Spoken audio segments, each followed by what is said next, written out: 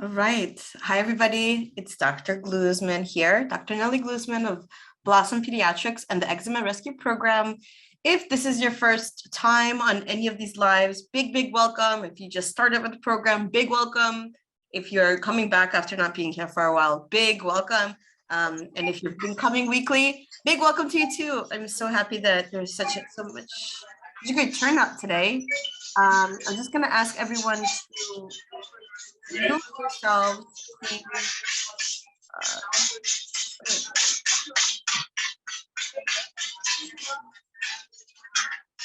Melissa, if you can hear me, can you please mute yourself? I'm not able to do it from my end.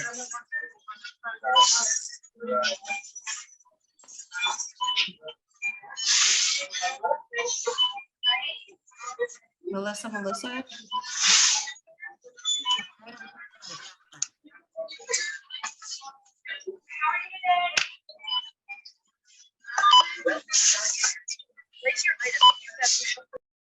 Okay, great. Everyone's muted. I will figure out that functionality when everyone comes in that it's muted. Sorry about that. So today's a really important lesson because it's really the main part of the healing program.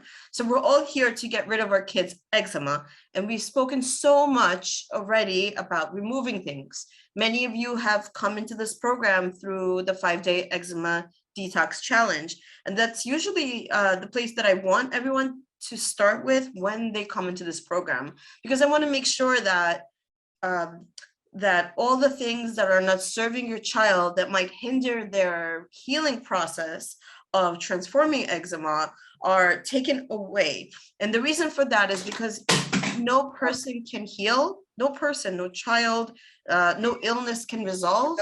There is a constant influx of inflammation, of a barrage of chemicals. If the body is constantly trying to rid itself of the things that are causing all that inflammation.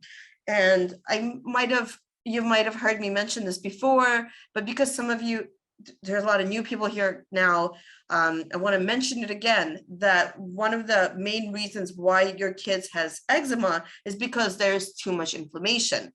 Remember that eczema is a combination of 3 main factors. One of them, the first, is genetic predisposition. We all know we can't control genetics, but we can control is how the environment that is in our child's body influences genetics to be expressed. That's the study of epigenetics, and that is what we're trying to do in this eczema rescue program. We're trying to influence the other 2 things that will tip the genetics in our kids' favor and away from sickness, from illness, from itchy and inflamed skin. So the first part of eczema, like why your child has eczema, is genetic predisposition. We can't control it. We're not trying to. That's sealed in stone, but the expression of that is something that we can control for, is something that we can repair and swing in our favor. The second factor, that reason why our kids have eczema, is autoimmune dysregulation, which means that, and this is extra important for a gut healing journey when it comes to eczema, is most of the immune system is actually matured in our gastrointestinal system. Our gastrointestinal system is the whole system between mouth and anus. There are a lot of different parts of the system. They do different things. They have different structures. They have different functions. Some parts of this whole system are intended to digest food, like the mouth, which chews and chemically digests through enzymes. Then it goes through the esophagus, which is a pipe, and it's used to bring everything down to our esophagus, through a muscle called the lower esophageal sphincter into the stomach, which is very much responsible for making sure that we start to digest food more effectively. The stomach does this in several different ways, and this is all important because this is a gut healing day. We're going to speak to you about why we're doing the things that we're doing. So a little bit of of pathophysiology or how things work in the body might help you understand why we're doing certain things. So the stomach is responsible for digesting food. One of the ways that the stomach digests food is through enzymes, and digestive enzymes, they're commonly called. And the other way is actually mechanically churning. A lot of people don't know about that. The stomach actually churns food. You don't feel it, you'll never feel it, but that's the second way. So then it goes through the small intestines and to the large intestines. That's where we have a very diverse microbiome, hopefully. This is where different parts of our food get digested, get absorbed, so your child is thriving, is getting all their nutrients. And this is also where we are able to detox by creating stool, which goes through the lower gastrointestinal system and out as poop. So you have water control happening there. A lot of fluid gets resorbed into the system. That's where all the vitamins and minerals and nutrients get absorbed. This is where the immune system matures. Immune dysregulation is one of the main reasons why our kids have a problem with eczema. This happens mostly because you have a system that is supposed to be very closed with cells. So it's a lining, it's a gastrointestinal lining. And each cell, the whole lining is really one cell layer thick. So it's basically really thin. Each cell is supposed to be connected to the other cell really tightly. These are called tight junctions. When there is some inflammation in the gut, maybe the microbiome is unhealthy, maybe there is just a lot of toxins in the gut lining, maybe there's just too much yeast, maybe it doesn't matter what it is. If the gut lining starts to break apart just a little bit, those tight junctions are not as tight anymore. And where food is usually supposed to be absorbed, the nutrients are supposed to be absorbed into your child's body, through the actual cell, it starts to get absorbed between cells. This is where you have a problem. And this is what's causing our kids eczema and inflammation and a massive amount of allergies. This is why we have an epidemic of allergies, eczema, and asthma in the US right now. On average, about 12% of kids have eczema, asthma, and allergies. And mostly it's because things are getting into your child's system the way that they shouldn't be. Larger molecules are able to pass through these junctions, which are not tight anymore, and goes into our child's bloodstream. And you have normal immune response. Your child has an immune system that helps identify things that shouldn't be in your child's system, and is able to go, okay, this shouldn't be here, this large molecule shouldn't be here, I'm going to mount an immune response. That immune response is a normal, typical immune response. This is what you want your child's body to be doing, because this is what it does when it sees invaders, intruders, viruses, bacteria that shouldn't be there.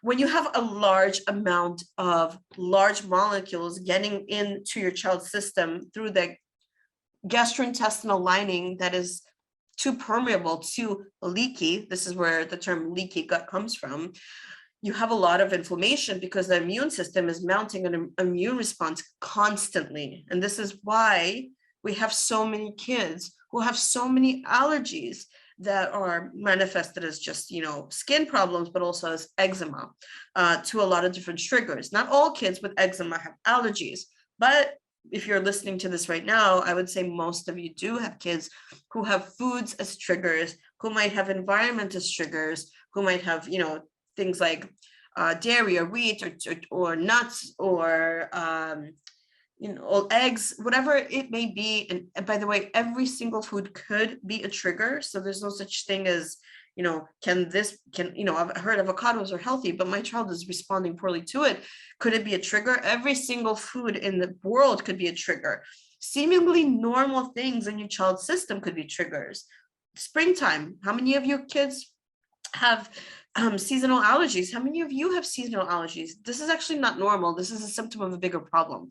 The bigger problem is all leaky gut. So it all comes down to this issue. So when you have so much inflammation because the body is getting attacked, getting invaded by all of these normal foods, normal environmental triggers, grasses, cats, dogs, different kinds of things in the environment or foods, you have a lot of inflammation. And this is what we're trying to calm down when we say, please remove the things in your child's environment that are not serving them. So it's actually skipping over weeks 1 and most of weeks 2 to go to the main part of the healing journey, which is to repair the gut lining and to repopulate a healthy microbiome. The third reason, besides genetic predisposition and immune dysregulation leading to inflammation in the child's body, is actually skin membrane permeability. Yes, it is true that a lot of kids have skin barrier that is not as tight, that is not as healthy, but the way to actually resolve this problem is to go to the root cause of the problem. And that root cause of all that inflammation, of the microbiome of the skin not being healthy, of the skin barrier not having the integrity that it needs, is to make sure that we give our kids the building blocks that they need to heal their skin. And the only way to do this is to create an environment where they're able to absorb all the things in their that they're eating that they should be absorbing to create a nutrient dense inner body. So if you're looking to repair the skin, which is what we're basically all here to do, superficially, we're trying to make sure that our kids' skin is not inflamed, it's not itchy, it's not red, it's not keeping them up at night. We don't need to rely on steroids over and over again. The way to do this is to go back to the root, which is gut health. And I can't say that this is part of a conventional approach to medicine. If you go to your allergists or pediatricians or dermatologists that practice conventional, regular medicine, none of the protocols that they're taught relies on looking at the root cause approach to healing. What those specialties are good for, and of course, I'm not your kid's doctor. I'm not giving you medical advice. I'm not diagnosing or treating. And for any of that kind of information, I want you to always rely on your kids' doctors that they go to. But in general, the approaches, it's just a different world. What they're intending to be doing is to fix the symptom of this problem. The symptom of this problem is itchy skin, inflamed skin. And so we give our kids creams and lotions and potions and medications and injections and steroid creams, on and on and on, which is fine to do because we want to make sure that our kids are sleeping at night. And I will never say, don't use that steroid cream. I will never say that. But if you're needing to rely on these steroid creams over and over again, you need to be addressing the root cause. The first place to address the root cause of eczema is to heal and seal the gut lining and restore the microbiome. And so there are, of course, I want you to go to the digital program, and I want you to go to week 3 and week 4 when it's time to do that. I want you to do it in a systematic way. So if you haven't done week 1 yet, I want you to do that for about a week at least, which is removing toxins and inflammation so our kids can heal so that they're not fighting up the hill all the time with inflammation. In weeks 2, we give them all those building blocks to replace all the nutrients. Weeks 3 and weeks 4 are all about gut healing. So I'm going to summarize that for you, and it goes into very specific depth when you actually look at the digital program. So there, you could read the information, you can watch videos about the information, you can watch me do a presentation. There are tons of different ways to get what you need from these sections. And you don't have to make all the changes at once. You could actually stay on week 2 for like a month. This video is going to be recorded, it's going to be posted, you'll always have access to it. But in general, I want you to prepare for this because this is the main part of the healing program. It's not actually removing things from your child's body, which is great and important to do to prepare them for healing. It's actually to restore a healthy microbiome and a healthy and sealed gut lining. So the first step to do that is to prepare the body for digesting the food that they're eating. And one of the easiest way to do this for kids who are over 1 is first thing in the morning. By the way, this is not just for kids, this is for adults as well. I do this every morning. My kid does this every morning. I actually recommend for every human to do it every morning because it's just really easy and really good practice. And it helps a lot. It makes a big difference and is safe. And so anything that is cheap, safe, and easy to do that makes a great impact on your or your child's health, I'm a big fan of. If it doesn't take a lot of time and it's just a simple thing that makes a big impact, I love it. And I really recommend it because it's livable and you can do it. And so you must be wondering, what is this thing that's going to prepare a kid's digestive system so well? Is it a supplement? Is it a test? No, it's definitely not. None of this requires a lot of supplements or a lot of testing at all. It's actually to wake up in the morning, the first thing in the morning, go to the kitchen and drink warm water. A cup of warm water. Not only is it extremely hydrating, but it's also going to create an environment where the blood vessels in the gut, because it's warm water, it doesn't have to, it could actually be even room temperature. It doesn't have to be hot. As long as it's not cold water, it's going to allow the blood vessels to open up. And when you have a lot of blood supply to an area that has been dormant and sleeping and resting and healing overnight, which is what we want our digestive system to be doing, it's going to prepare all of those different enzymes and all the different parts of our gastrointestinal systems and all of our kids' GI systems to start the process of digesting properly. Now, if you want to go extra and make it extra impactful, there are two different things that you can put inside of that water that make a big impact. The first is apple cider vinegar, organic. They taste all differently, by the way. It's different. Apple cider vinegars really do have very different tastes. Some of it tastes really acidic, others taste great. My favorite apple cider vinegar, and the only one that I just love it, is easy to find and it's inexpensive, and it has the mother, which is the original ferment of that is called Bragg's, Braggs. That's the brand I'm always recommending, even for your detox baths, because it's wonderful and it's really high quality. So you could put a little bit of apple cider vinegar. Now, how much? You're going to get different answers from different places. There's no one specific amount, but when you have a child and you're just starting off, I want you to consider putting maybe 1 teaspoon in 1 cup of water. It doesn't have to burn. Never drink it straight up. It should be very, very diluted. If you look at the back of a Bragg's bottle, it'll actually give you a larger amount. Like it'll say, I think 1 tablespoon or 2 tablespoons for a certain amount. It's just very concentrated. That's not necessary for what we're trying to do.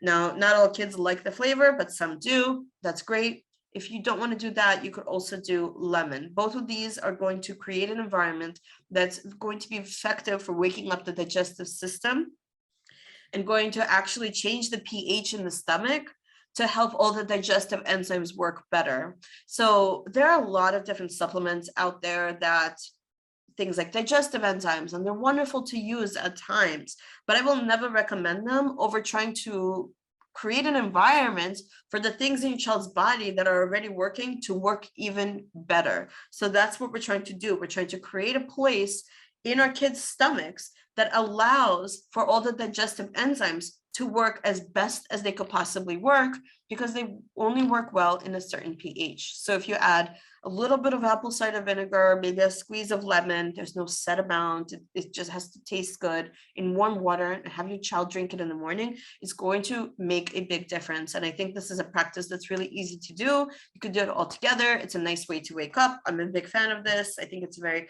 mindful thing to do when you're kind of like all able to do it together. When I just started doing this, I was kind of doing like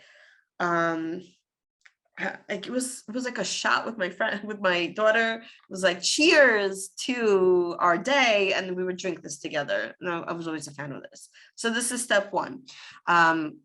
The second most important part of this gut healing program sounds really simple, but it's actually a little bit more complex if you have a child who's picky. And don't worry, there are tons of resources inside of the digital program for picky eaters. You just have to go to the Healthy and Holistic Kids Extras module, and you'll see 2 different professionals, nutritionists, speaking about their tips and tricks on picky eating. I learned a ton when I interviewed them for this program, and I want you to reference that material if you're struggling with any of the steps in this program. So it's, how do you heal and seal the gut lining? How do you make sure that the tight junctions are nice and tight? Well, first, make sure that your child is not eating any chemicals, preservatives, things that are not food, colorings. And if you're wondering what that is, go back to week 1 and go through all the things you should be removing so that there's no extra inflammation. When you've done that, it's going to be healing and sealing the gut lining through the most holistic way that there is. It means using stocks and broths. It's the cornerstone of this healing journey. It's really the most effective way to heal and seal the gut lining.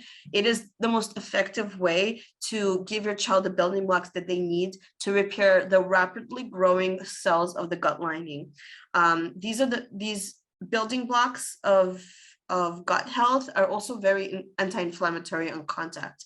So what we're talking about is stocks and bone broths, and I'd like to explain that to you, okay? First of all, the kinds of ingredients that you're using in your stocks and your broths does matter. It matters most how it's prepared, and it matters quality of what you're getting. So you're using poultry or meat or fish. You're using these things to heal and repair the gut lining. You're using these foods as medicine.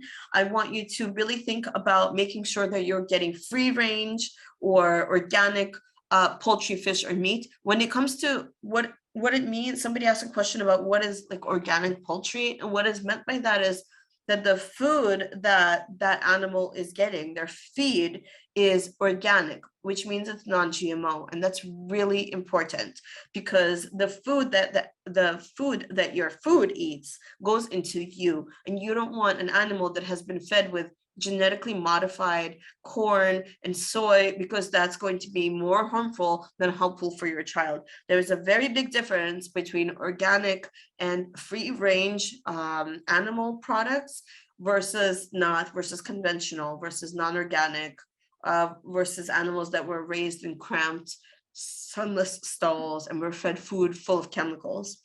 Big difference. One is healing and one is actually hurtful. We're talking about two different things here. I want you to also consider rotating what you're doing. So 1 week it could be poultry, another week it could be meat, another one could be fish. It doesn't really matter, but a good place to start is actually poultry, like chicken, because it's easy to find and it's particularly gentle on the stomach. Do not use commercially available bouillon cubes, those little cubes that make stocks. That's garbage. Do not buy something in a carton that you know is like shelf stable. In fact, I'm only going to recommend 1 or 2 brands that I think you should be buying for this purpose, and that's it. And I'll explain why in just a sec. The reason is you don't want something that is just there to like flavor, or you want it to be healing. And making something healing is very different than making something safe for supermarket sales. I would like for you to consider avoiding pressure cookers. There are some pressure cookers that are allowed, like traditional style Indian pressure cookers, which don't actually denature food as much as regular pressure cookers. Now, of course, if it's the difference between not having homemade meals versus, or using a pressure cooker, of course, homemade meals is always going to win. But if you can, avoid pressure cookers because they denature proteins and you want everything to be slow cooked. So there is a recipe, there are a ton of recipes actually that I have for you about making stocks and bone broths inside the digital program. And I'm not going to talk about the nitty-gritty of the recipe. It's a very basic recipe, but there are a few things that make these, let's say we're talking about chicken stock, a few things that you need to remember. First of all, you can always batch cook. You could keep things in the fridge for about 7 days if it's really tightly packed. You want to keep things, I don't usually keep things for 7 days. That's like the technical amount. Usually 5 days is enough, and then you have to freeze it. If it's frozen, make sure it's tightly sealed so it doesn't get burned. If you're storing something in the fridge or in the freezer, make sure that you're using something like glass and not plastic. Plastic that is advertised as like BPA free, it's just a gimmick, because there are a ton of other chemicals that I used instead of BPA that are just as harmful. It's literally the most greenwashed, which means like it's basically just fooling you when they say this plastic is healthy, it's BPA free. It doesn't mean anything. It just means that it's replaced by other chemicals that were not yet banned, and they don't have to be identified. It's a gimmick. If you're going to reheat something, please do not use a microwave, because it's going to denature the healing parts of this process a lot. I want you to instead warm, on a stovetop, for example. So no microwaves, these destroy foods. And finally, the type of salt you use also makes a big difference. I recommend using high quality salt that has a lot of minerals. A lot of our kids who have eczema are mineral deficient, and it's a little hard to find minerals out there. I don't recommend supplementing with minerals, but what I do recommend is using high quality salt like Celtic sea salt. And if you're looking for all that information, it's all written down for you to reference. Now, the difference between stocks and bone broths is important. Stocks have a short cooking time. It could be anywhere between 20 minutes and 4 hours. Again, don't use a pressure cooker. We're talking about slow cooking on the stove here. Stocks always include meat and the meaty bones. They're convenient, which is why I like them. They're really easy to make. Now, if you have a child who is very histamine or glutamate sensitive, you want to use stocks instead of bone broths because stocks do have less histamine and glutamate than bone broths, especially if you are trying to minimize histamine. You want to eat it like right away. If you store something in the freezer for a very long time, it will actually develop more histamines. Now, stocks are not as healing, but they're easier to digest and they're gentle and they taste better most of the time for kids who are picky, who are like just starting on this journey. And so the healing components are a little different for stocks and broths. Mostly in stocks, you have things like gelatin, amino acids, healing fats, building blocks of the digestive system like glucosamine, chondroitin, and other properties that help heal. When you're looking at bone broths, however, the cooking time is a lot longer. It's usually 4 hours to 48 hours, depending on the meat that you're using. Again, check out all the recipes. It includes bones and may or may not incorporate meat. This is where people get a lot of confusion happening. Bone broth can also include the meaty part of the animal. Okay, so you're using a lot of bones, but you're also using the meaty parts. This is for bone broths. Stocks, you're using bones as well. The bones are such an important part of this. The bone marrows. You want to actually scoop everything out and have your child incorporate that into your food, into the stock, because that's what's going to heal and seal the gut lining. And that's a lot of really healthy amino acids. There's a bit more absorbable minerals when it comes to bone broths. They're both great.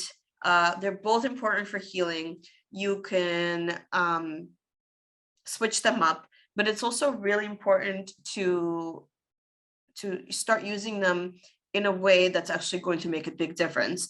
And this is where most people get actually like caught up and stuck. If you want these foods to heal and seal your child's gut lining more than any supplement that I could possibly find on the planet, this works more effectively than any supplement. I want you to give it to your child every single day. Now, how much to give to your child? It doesn't really matter. A small amount. It could be a quarter cup, it could be a cup. It really depends on how old your child is. If a child is under 1 and they're already having solids, then you want to give it to them without salt. Don't use salt for kids who are under 1, or use it very cautiously, just like with any food that you're making for your child.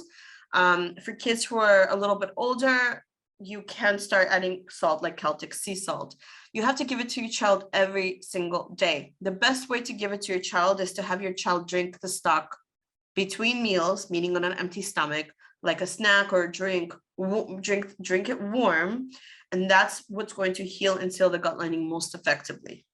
Now, if you have a very picky child, you could actually make a soup out of it. And maybe tonight's dinner was going to be, you're going to use that as the water base of the food that you're making, throw a bunch of veggies in there, a bunch of other things, take all the meaty parts off. You could even puree it with like a blender to make it more pureed style soup. So you can make a soup out of it.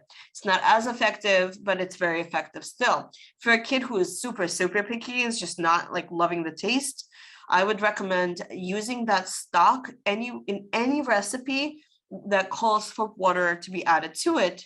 for example, if you're making quinoa or if you're making rice and all that fluid gets absorbed into the grain, I want you to consider using the stock or the bone broth to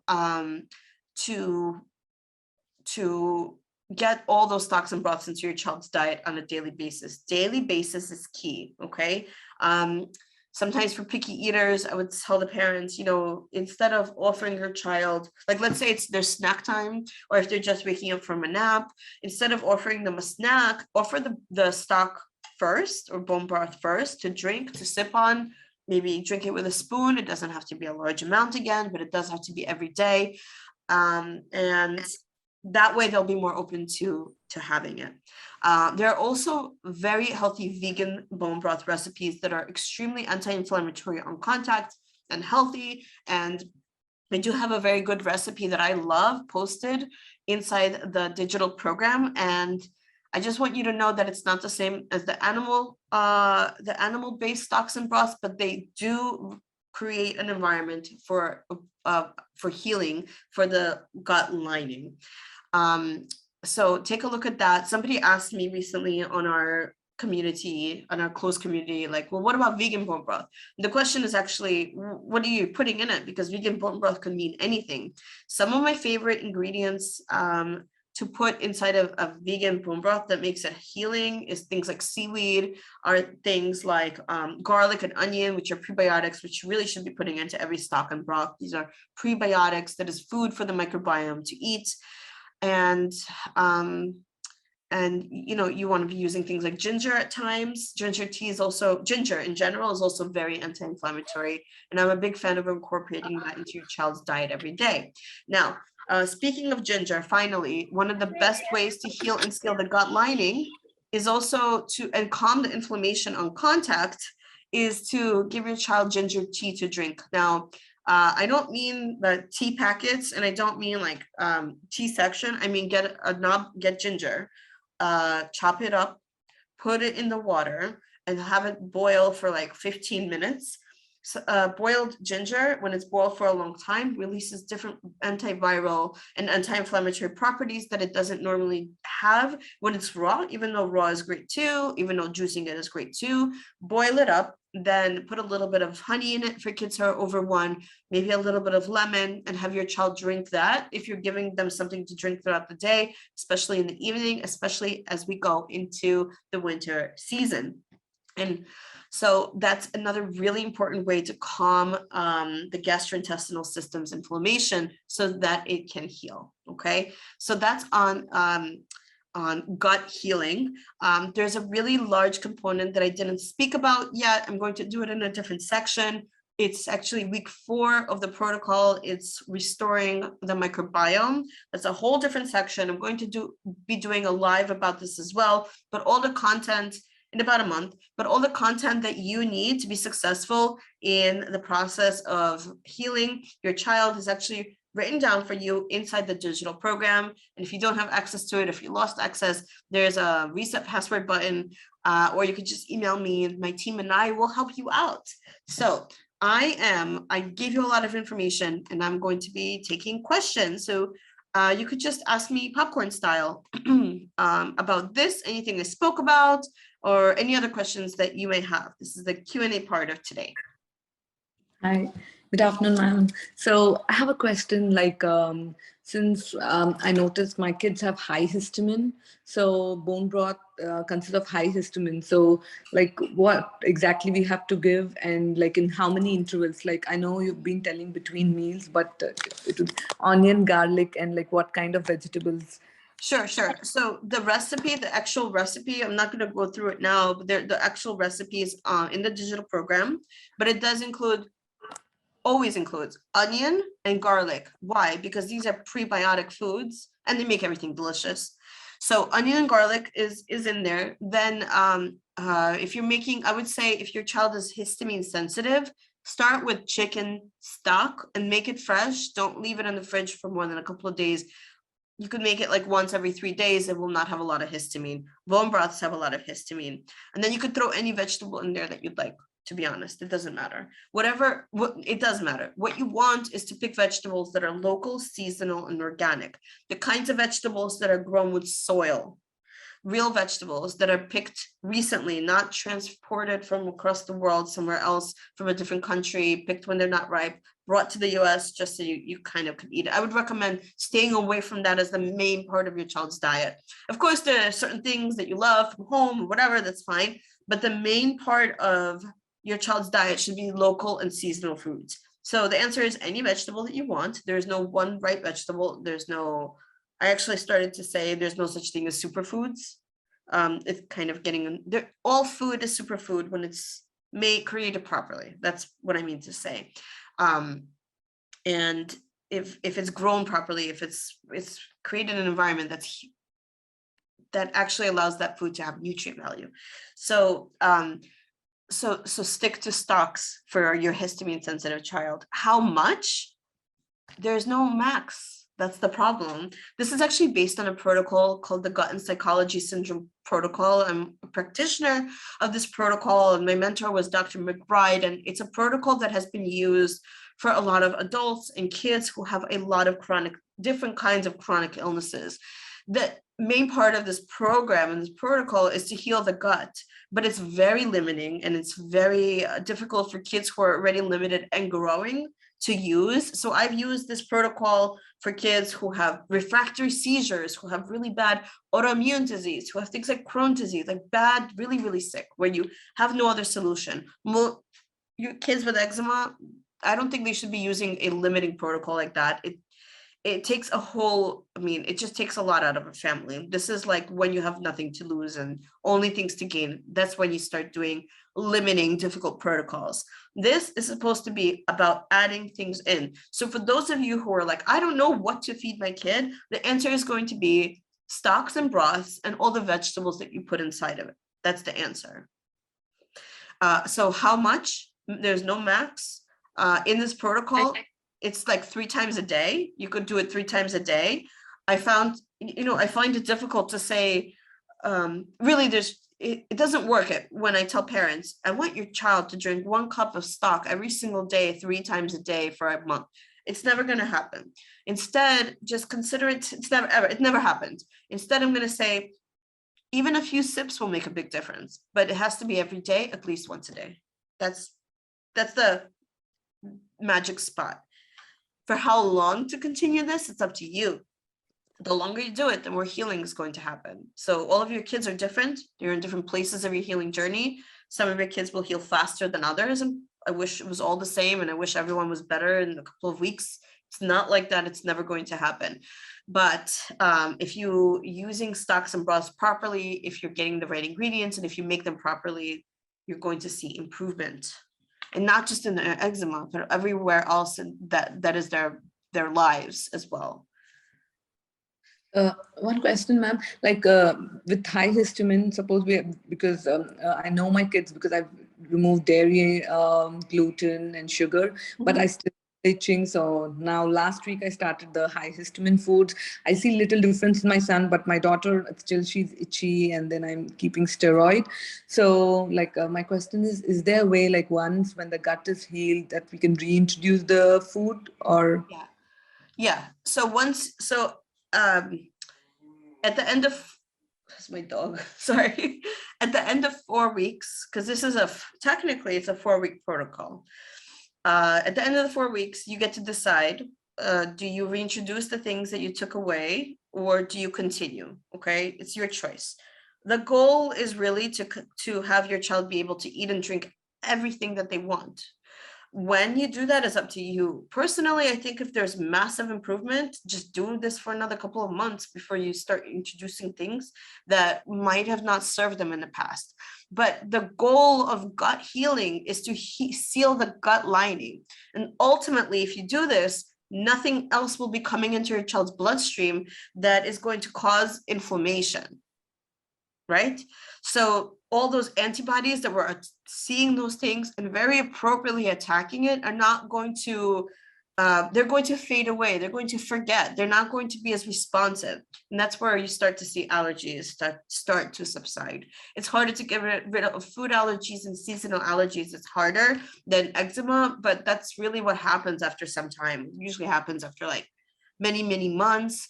Kids who work with me directly in my practice in Blossom Pediatrics, and I follow them as they go to their like allergists. The goal is actually to have them not have any more like anaphylactic allergies when they do their 1-year follow-up. Sometimes there still is, and sometimes it's much better. Thank you so much. You're welcome. Do you just speak to your ginger tea one more time? I missed how long you said to boil it. Who was that? Kimberly? That was Kimberly, yes. Okay, sorry, I'm gonna change the view. Okay, remove pin. There you go, you can see me now. Oh, hey, hi. Okay, thanks. I'd love to see who I'm talking to. I understand that. It's a full house today. Okay, so the truth is that there's not one way to cook ginger. Okay. The point of what I said was you have to cook your ginger to make it most anti-inflammatory. So there's like things like ginger shots and ginger juice and ginger this and that. And I love all of that. That's like my favorite food in the whole wide world, because it literally saves my life every single week. Personally, if I would just be like, because I work in a hospital and I'd just be sick all the time with kids, and I'm just surrounded by illness day in and day out. So if it wasn't for ginger, I wouldn't be talking. I would just be like so sick. And that's it every day. So ginger, right? So the way that I use ginger for my immune boosting is a little different than what I'm recommending for gut health. If you're going to do it for gut health, you need to boil it. Now, some people like make a little pot of water. Make sure you have good, clean water, like not tap water that's not been filtered. I don't recommend water from plastic bottles either. Find something in between. I like Berkey's if you're looking for an easy solution to your tap water. I have like a water filter on my refrigerator. Is that reasonable? I don't even know what it's not. I don't think so. I think you need like a specific chlorine fluoride removing. I mean, it tastes a whole lot better than when it comes out of the tap. So the filtration is doing something, but I don't know how extensive it is. I can't comment because they're all different. Okay. So, but I don't think that that's intended to make it like the best possible water. Okay. Like no one's ever been like, this is the refrigerator to get because of the water. Okay. You know what I mean? So maybe you do a little research. So I kind of make small, like, I don't know, 1/2-inch pieces. Okay. Because I don't have time to make anything smaller. Or you could grate it. I don't have time to grate things. And throw it in if you grate it, then you would have to like sieve it, right? And throw it in some boiling water and boil it for like 15 minutes, 10 or to 20 even works. Okay. You can't mess it up. Okay. Boiling it, that's the whole point. And then let it cool down, and you could add honey to it. When you're adding honey to anything, you want to make sure that it's not boiling, that it's the temperature that you could drink. That's usually like the way to know when it's safe, so it doesn't actually kill the healing properties of honey. Gotcha. Okay. Thank you. I've just been grating it into my drink, but I hadn't actually. Yeah, that's how I do it too, and that's not wrong, but that's not the most optimal for gut health and calming inflammation in the gut. Wonderful. Thank you. You're welcome. Okay, other questions? Oh, I just thought of another one. Can I ask you this one real quick? Sure. So my daughter is nursing. She's 6 months.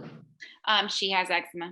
So I'm doing this healing journey for her, but it's also, I've been on a healing journey for me for a long time. So, you've given me tips of ways I can, obviously I wasn't where I was hoping I would be when she came along and had eczema and found out, okay, well, obviously my microbiome isn't where I want it. But I'm nursing, so I'm doing the things that you're saying. But my taking the bone broths and things, is that going to be able to help her at this stage of the game? Or is it just as I build my biome that it passes to her? So in order to create a healthy microbiome, you need a place for it to live. Mm-hmm. That's not inflamed and broken, right? So, yes, it will make a big difference. Okay. It will. I just wondered if it made that difference for her with immediacy, or if that's something Yes, and you know why else it makes a big difference? Because you're able to absorb food properly when your gut lining is healthy, first of all. So you're getting more nutrients into your body. So you might be eating the healthiest things. Your child might be eating the healthiest things. They're not absorbing it. This is a big problem. I do testing all the time for kids. By the way, whoever has a question about testing, I do not recommend doing your own testing. Gut testing, stool testing, I don't recommend doing it. It's not necessary unless you go to a practitioner that knows how to interpret this information, because what happens very often is you'll end up stuck with information that is not going to be useful or helpful for your growing child that's already limited or restricted. So in my practice, when people come to me one-on-one, this is literally the same exact program that I put them on before I recommend any testing. You're just throwing your time and money away. Don't do it. These at-home direct-to-consumer tests are notoriously what's the word? They're not reliable. I know because I've done them, because I was curious, and it makes no sense. The technology might be there, but getting the results to make sense for a person is not there yet. So that's my take on testing. And I know you didn't ask me about that, but I know that a lot of people have questions about it. So I always appreciate the extra information. That's very helpful because, it floats out there and you're like, should I be doing this or whatever? So yeah, so I can see all the time, like when a child has eczema, and it's usually, coming from gut health first, like this is the place where you want to work on first, because nothing else will work properly. There is no supplement that's going to make that difference for your child. So you want to be able to, I can see all the time when I do testing that there's just not enough absorption happening. And the only way you're going to get all those nutrients into a body is to make sure that it's able to digest and absorb properly. And this is the first step to do that. Okay. Thank you. Yes, you're welcome. Appreciate it. You're doing great. And nice to see you again. Thank you.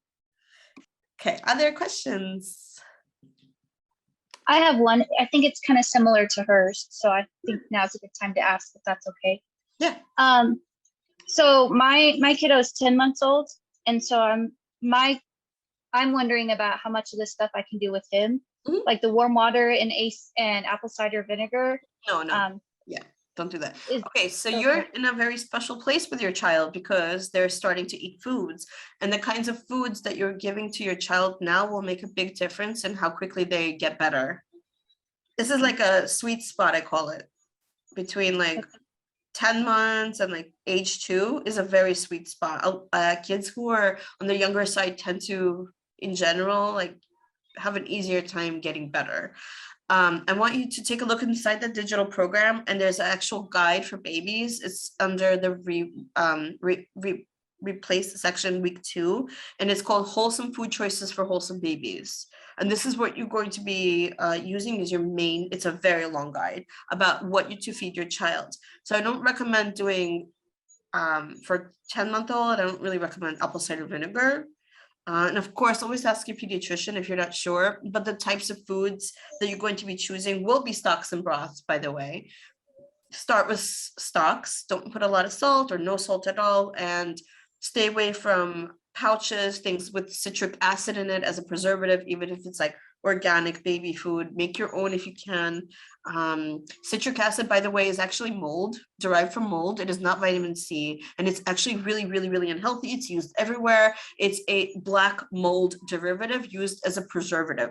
And if your child at 10 months is eating a lot of preservatives, and I mentioned citric acid to you because almost every baby food has citric acid in it to preserve it, to make it the pushed apple sit on a shelf in a jar for years on end without spoiling. That same preservative is going to destroy the microbiome of the baby that you're trying to heal.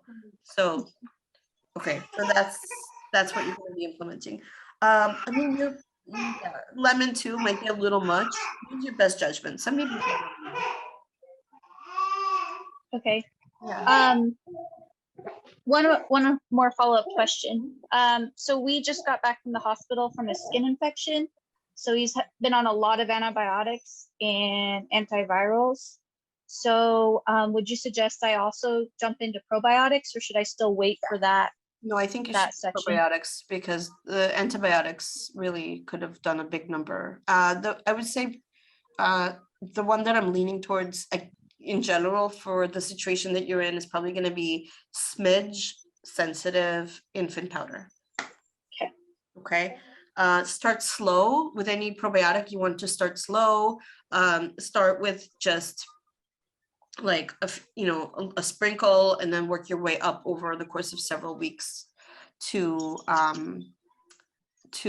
full dose. Okay, starting slow is Okay. going to help reduce some of the die-off reaction from all the bad or pathogenic bacteria dying. Okay, thank you. You're welcome.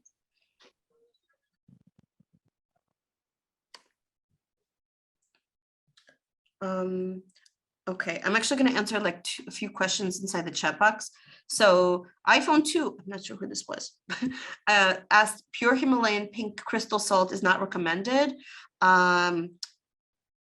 So I don't think it's unhealthy, but there's just a lot of contaminants in Himalayan salt. It just became way too popular, and there are a lot of brands that don't make high quality products, and it's not as mineral rich. So you can use it if you really know the brand that you're using, but it's not as mineral rich. So you could use it sometimes, maybe mix it up, but I think that the most high quality salt that you could be using for your child is actually Celtic sea salt.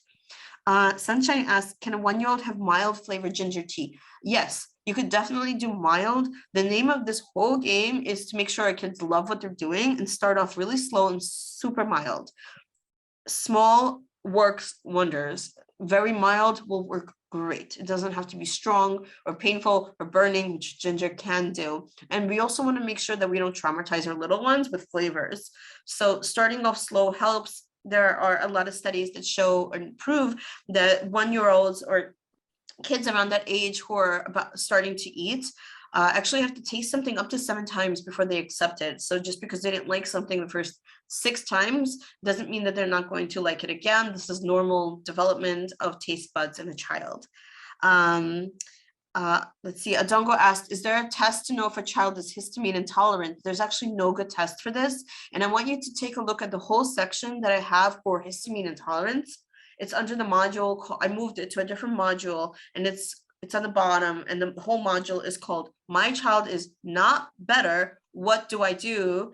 And that's all about histamine. So take a look at that for more information. And if you have questions, just ask it in the group. Let's see, Meeting asked, hi there. What are the recommended stock or bone broth brands? Oh yes, thank you for asking. I forgot to mention the number one brand that I'm recommending right now is actually Brodo, Brodo. That's really the only one that I'm recommending right now. I was recommending something else, and then they started to use pressure cookers. Brodo is based out of New York. I visited them, their headquarters, and where they make all their stocks and broths. They actually make it the same exact way that I would make it if I was perfect. And they don't use pressure cookers, and all their ingredients are amazing. And the best part is that it's actually really delicious and very affordable, and they can mail it to you. This is not a promo. They don't give me anything. I pay for everything. Also, I just love them, their products so much, because they help so many of the kids that I work with.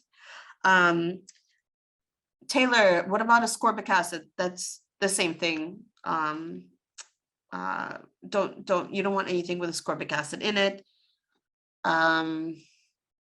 either. And it's also a preservative, and the reason for that is because you don't want to be preserving your microbiome, because it's killing off all the things that should be growing in a food that's fresh, but instead it's not growing. Let's see, Sunshine asked, oh, that's direct to me. Sunshine asked, I've just enrolled in the program. Can I start a probiotic for a 1-year-old before starting on the program, and which brand? I would actually wait for like week 4 to start a probiotic, or even better than probiotic, it's all about fermentation. And the reason is because you don't want to make too many changes at once. So that's why I want you to go step by step. If your child is already on a probiotic and you start the program, then leave that alone. Don't change anything. But I want you to go week 1, do that for at least 1 week, at least. It could be a month, it could be many months, but step by step. Then I want you to go week 2. You could do that for 1 week. You could do it for months if you want. Then week 3 and week 4. And week 4 is the time where we start to restore the microbiome. And because we don't want to make too many changes at once, it's going to be detrimental to the healing process to do everything all at once. Okay, the stock is called Brodo, BRODO. I'll send it here. Hold on a second. BRODO.com. That's my favorite. My recommendations are also written inside the digital program if you forget, or if you're not looking at the chat box right now, if you're like listening. So what other questions do you have? Anybody else?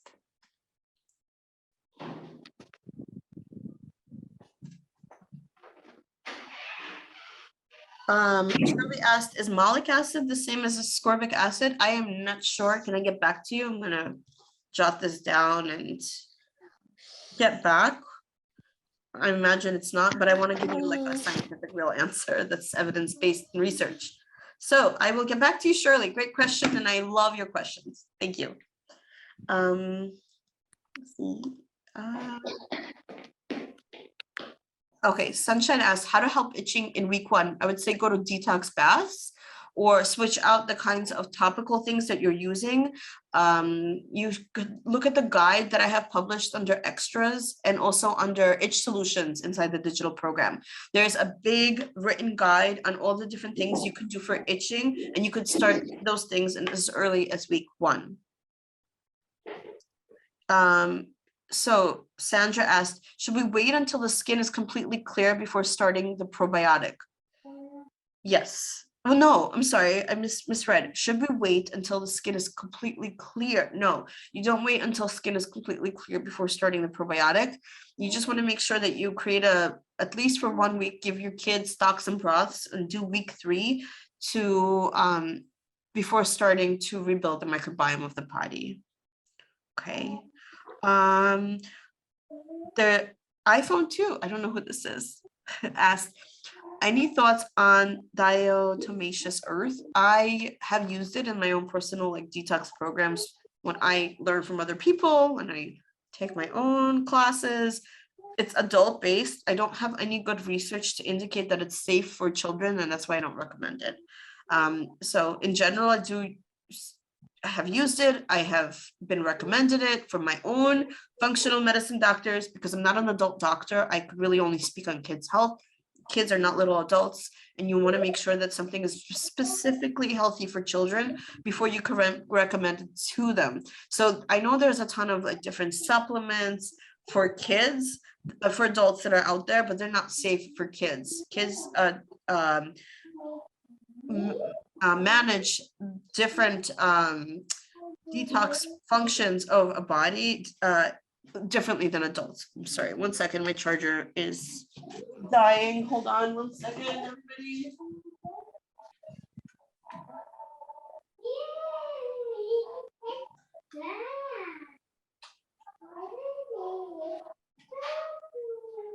Okay, I am back with you. Okay, let's see. What a great questions. I'm just gonna ask everyone, check if you're muted because someone isn't, and I can't tell who it is at the moment. Oh, this year. Okay. Sorry about the whole mute situation. I haven't figured out how to make everyone mute it when they come in yet. I'm working on it. If you have tips, let me know. Let's see, next question. Victoria asks, can I use vitamin E on my son's healing skin? I can't say that it's one of the things that I truly recommend as one of the most healing. It could be irritating, it could be healing. It's a lot of gray area. Instead, I would stick to things like neem oil and EEM, or emu oil. It's EMU, or tallow. Those are really great oil-based or fat-based solutions for healing skin. Let's see. Jen asked, any recommendations for a snack for a 4-year-old to take to school? Just getting started with removing dairy and gluten. Yes. So check out the guide inside of week 2 module about meal plans. There's a ton there. I think that the best snacks for a child who is 4 years old to take to school are fruit. I'm always going to recommend that first. I also like baked oats recipes because they're delicious, they're good cold, they're easy to transport in like Tupperware. That's another one for like school friendly. I think that making something like homemade hummus with celery or carrot sticks is nice finger food. ask it inside the group and we'll all post to answer some ideas. I know it's back to school now. I'm going to also answer your question inside the group as well. Let's see. Other questions. And if you don't have to type the questions, you could actually just ask me if you want, or say hi inside the camera. You're supposed to be interactive if you want it to be. Let's see. Sandra asked, with the chicken, beef, or fish stock, the healing is faster than regular vegan broth? I would say yes, it is faster. The evidence is showing that using meat-based is faster. I do stand by that. If somebody is vegan, you will still see tremendous amount of healing with vegan broths and stocks, but I believe it's not as fast. And mixing it up is a good idea. Let's see. Okay, other questions? Wow, this is a full packed house today. This is great. I want to make sure I answer all your questions. Hello, hi doctor. I have one question. Who is that? Hi, this is Ananya. Hi there. Hi. So my daughter, she is actually 5 years. Can she take apple cider vinegar in the morning? But Yes, she can. But, very yeah, dilute. but she is reacting with all the citrus fruits. Basically, I think this is because of high histamine. Oh, okay. So if your child is reacting to something that I'm recommending, don't use it. We don't want your child to be having anything that's causing them harm. So for your child or for any child, if I'm giving a recipe or making a recommendation and they're either allergic to it or are triggered by it, don't use it. No, I didn't use any apple cider vinegar yet, but I can try then. So it's safer you can try, or you could just use lemon if you're worried about it. Like they're just as good. So if there's, you said citrus fruit, well, lemon is citrus. Then it's better to stay away from it if you know that there's a reaction to citrus. We want to decompress our kids' system while they're doing healing. So we don't want to add anything that's causing more inflammation. Like we don't want to add a lotion that's causing more redness, even if it might be part of healing. We don't want to add a food that might be healthy, but your child is reacting to it in an inflammatory way. It's going to stop healing. So we want to kind of decompress the system, go really slow and gentle, and don't add anything until we've done a nice amount of healing, and then you could test things out after. Okay, thank you so much. Welcome.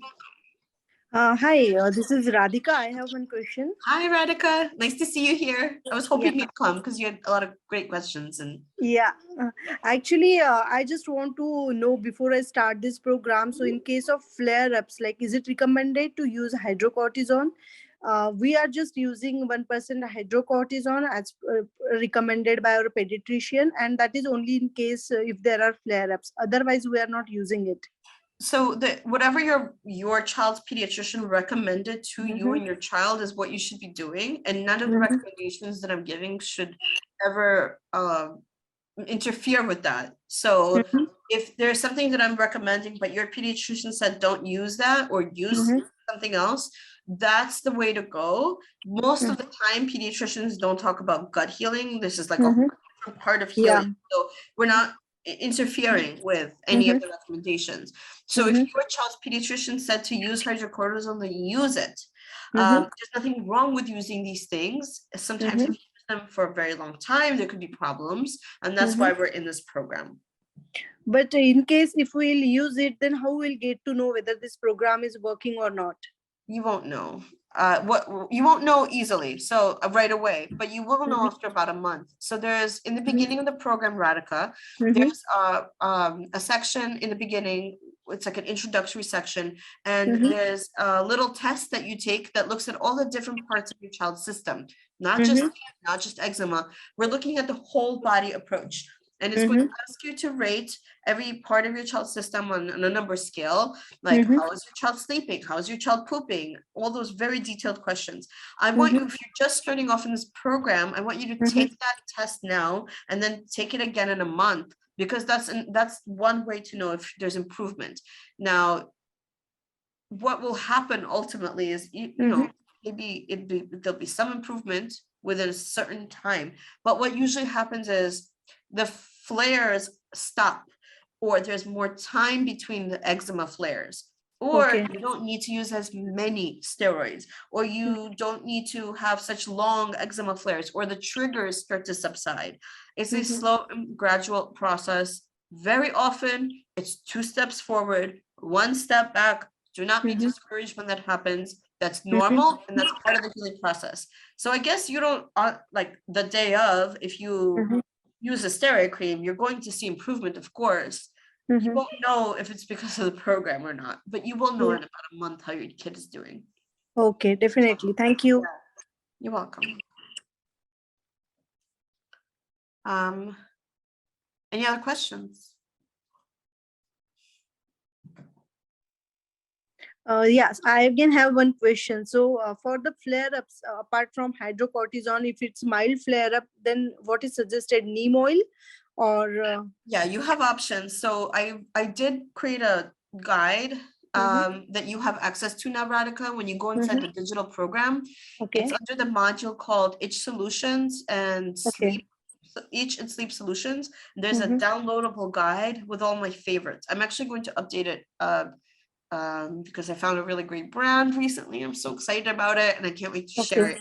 But in the meantime, like really, it's not brands. It's things like neem oil, emu oil, tallow. Those are like my favorite for skin healing, to be honest. So in that, I hope in that solution, the brands for these recommended oils is mentioned, right? Yes. So that I can go and buy. Yeah, you can actually click the links. None of them are affiliate links. It drives me crazy when people do that. It's just like regular links where you can buy the product. Okay, thank you. You're welcome. Great questions, everyone. Okay, other questions? Anybody?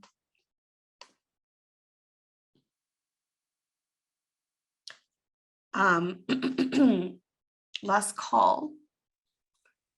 I have one question. Yes. It's not related, but I'm so inspired by you. Can I ask? Because you Yes, always promote holistic. Like, what kind of things you used on your skin? It's always so glowing and Oh, so.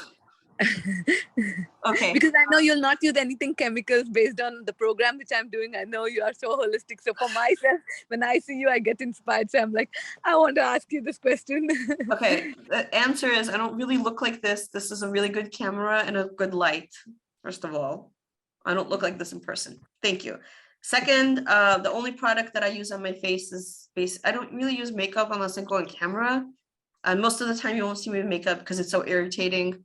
And the only product that I use on my face is oils. And I'm very picky with the ones I use. Okay. There's actually like one brand that I'm using now for like a year, and it's called Leilani, and it's Hawaiian, and it's a small brand, and it's the only one I use on my face. That's it. Leilani. Okay. Leilani. And Leah Leilani. Google it. It's that's it. Nothing else. Yeah. Thank you so much. My goal is actually to deliver information where it's not distracting, because you're like, why does she look like that? I can't trust her. Yeah. No, you look very beautiful. Brush my hair today. Thanks. Okay, other questions? Okay. Last call before we do a little project, a little assignment. So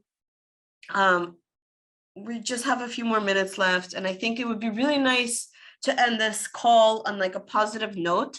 So if you want to type it in the chat box or say it out loud, popcorn style, just say one word that comes to mind about how you feel that is positive on your child's eczema healing and transformation journey. Go.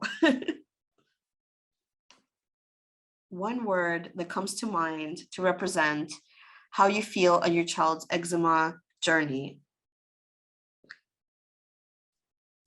Patience. I love that. Hopeful. Yes, I love that. My word is inspired. Nitin wrote more playful. I love that. That's great. Victoria wrote empowered. I love it. Yeah, that's a powerful one. Anyone else? A positive word about how you feel and your kids' eczema healing journey.